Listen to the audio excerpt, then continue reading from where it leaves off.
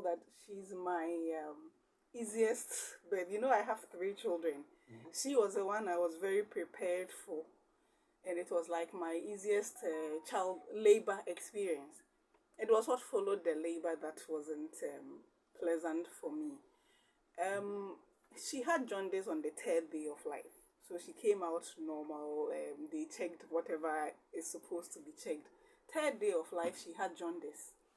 And then we went to the hospital 2 weeks postnatal. I wasn't, because people even said that, oh, this jaundice, you just have to show her to the morning sun and it will clear. So I wasn't even going to the hospital because of her that day. I was going because I had given birth and you had to be checked 2 weeks afterwards. Yeah. And then when I got there, everybody said, this child is sick, the child is yellow, this child is sick, the child is yellow. So I panicked a bit. I went to see my doctor, and then he said, take her straight to the pediatric, let them attend to her. Even then, I didn't know anything was, I didn't know it was such a big challenge. Things went on. 9 months afterwards, so she grew, she became okay, the yellowing on her eyes went. 9 months afterwards, I went to the hospital because her neck wasn't getting stable, and I had seen another woman's 9-month-old who looked more firm and stable than my child. Oh, so she wasn't even sitting, because I know from 6 months you sit behind them and they're able Yeah, to so handle. because she was my first child, I used to position her somehow in the sofa and she will sit. So I didn't know that she had any challenge. But I realized that when you gave her something, she was struggling to hold things and she couldn't put food in her mouth. I remember we went to my friend some time ago and my friend was trying to give her a biscuit and she wasn't opening her palms to take it.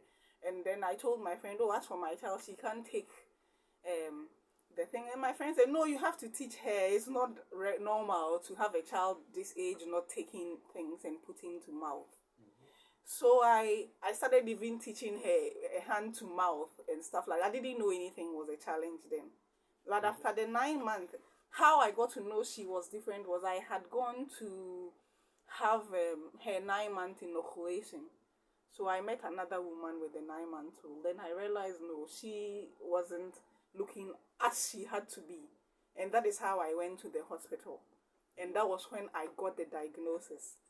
So you've gotten the diagnosis. They said your child has cerebral palsy. Yes.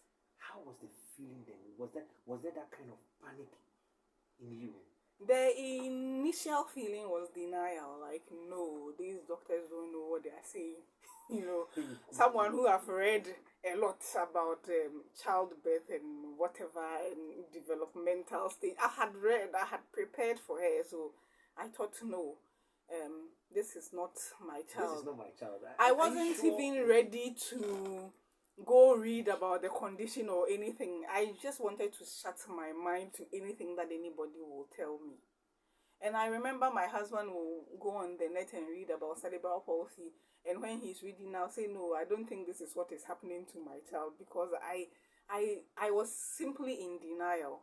So in marriages, when this happens, one has to encourage the other. Yeah. So the encouragement was coming from your husband, I guess.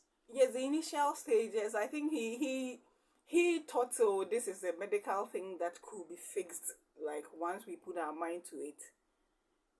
I didn't even want to go there at all. To believe that there's something happening to your child. Yes. But when you realize that, yes, it is not, it cannot be fixed, and she has to live with it. Okay, now, so what was your step 2? Okay, so then I got angry. Angry? Yes. With who? With the child? With God? With everything around me, with the child, with God, with everybody. I didn't understand why it had to happen to me. I felt that I'm a Christian who has prayed, I had married right, and I've given birth. So this shouldn't happen. So I was really angry with God. I used to ask a lot of questions. So did God sleep or what? Why will this happen? I was really angry. A woman told me that she had a child who was also having a condition from birth. And then it got to a point she felt like running away into the bush with a child and then staying in the bush. She felt like throwing herself into the bush. Did you have a similar situation? Do you feel like, living, maybe committing suicide, or running away with a child? A lot of thoughts come to your mind at that point. So the woman's issue is not strange to me at all. Especially in my case, I was pregnant just when my daughter was 12 months old. So I was expecting another baby, and I had this condition on my hand. There were times I felt low. I should just throw this child away or something, because I couldn't understand it. I couldn't accept. Wow, couldn't accept. Yes. This is 95.7 GBC's Unique FM, and the program is Over the Bar, and this is where we bring out the issues of persons with special abilities. On this program, we don't call them persons with disability, but we call them persons with special abilities. Hannah, when it happened that way, I'm sure you would speak to a lot of people. People will say, hey, wait a minute, who will be the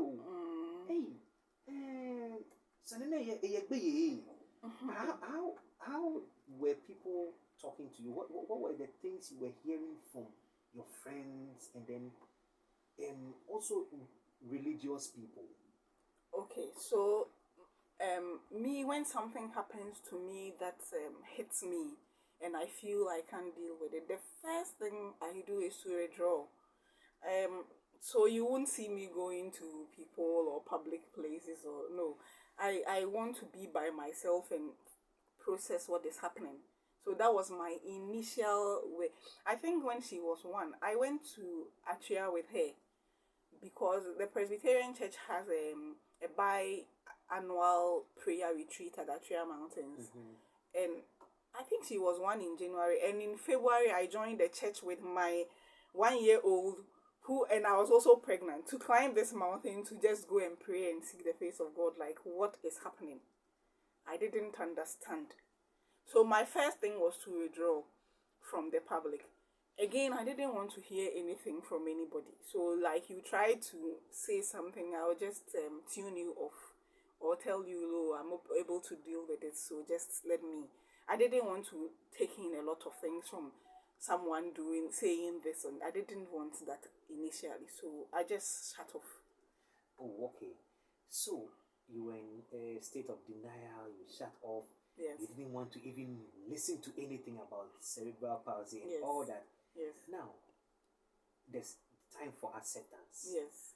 Now we've accepted that our child is having the cerebral palsy. What moved you into that space of acceptance? Okay. So after the anger stage, I got depressed. I will cry at the listing. Like, we will be watching news. I will be sitting in the living room with my husband. We are watching news, and he'll see me crying. I'll be eating, and you see me crying. I was depressed, and then I resorted to a lot of prayer. So what brought me to acceptance, I went to church. I fellowship with the Presbyterian Church, and we have a prayer meeting every Wednesday, daytime. So I went to church, and a lady came to sing. So when that lady was, in fact, I wasn't even hearing what was going on in the church, because I was absent-minded sitting there.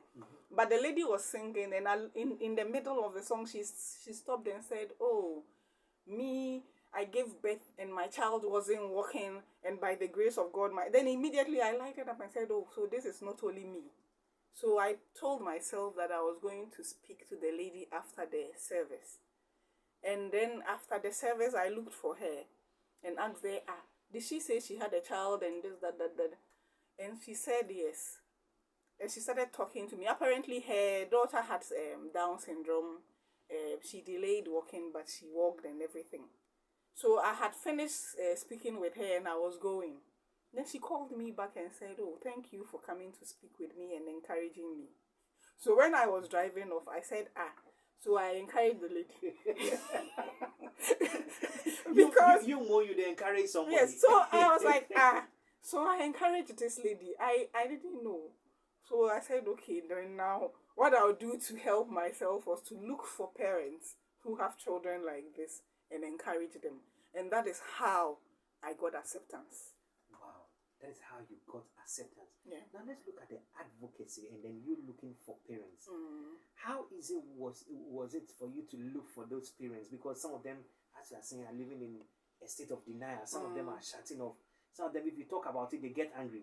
Even want to punch your stomach. Yeah. You know, so how were you able to get them?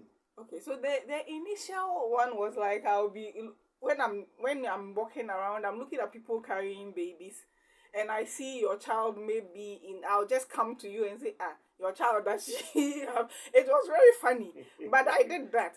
I remember I went there. I think that Heward Mills did the program on Good Friday or something at the Independence Square, and I went with my husband and Aram because we wanted to go and pray for healing.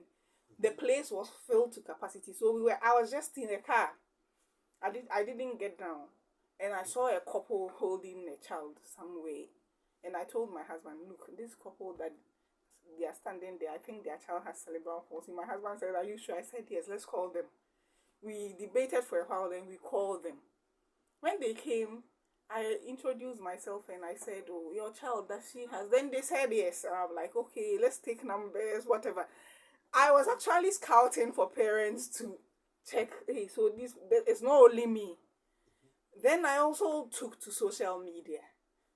So I talked about Aram's condition on social media, and surprisingly, people started reaching out to say, oh, I also have a child, I also have a child. And that is how I met a lot of parents where I've turned to be an encourager. I've spoken to over 1,000 parents across the country. Wow. Yes. Wow.